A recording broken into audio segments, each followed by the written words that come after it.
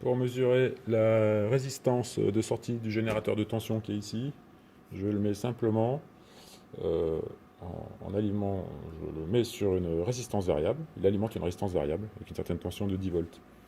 Le modèle de Thévenin équivalent nous dit qu'on a là une source idéale, en série avec sa résistance de sortie, en série avec cette résistance-là.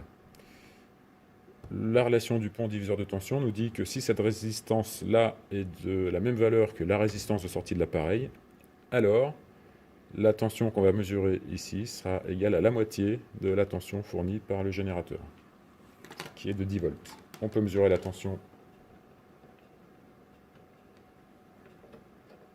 ici,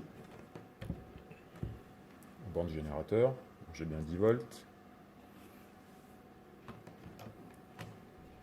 Je mesure la tension au bord de cette résistance. J'ai à nouveau 10 volts, ça signifie que la résistance de la boîte est bien plus grande que celle de la résistance interne.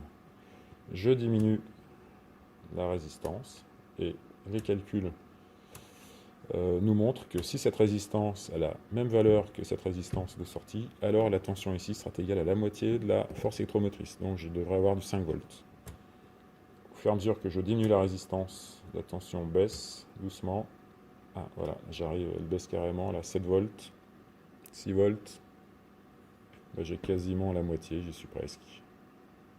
C'est un petit peu de mal à stabiliser. Si je mets moins, la tension devient plus faible que la moitié. Donc là j'ai 1 ohm, 2 ohms. 2 ohms, cette tension-là est à peu près égale à la moitié de la FEM. Donc cette résistance-là est très proche de la résistance interne de l'appareil. Je peux mesurer cette résistance.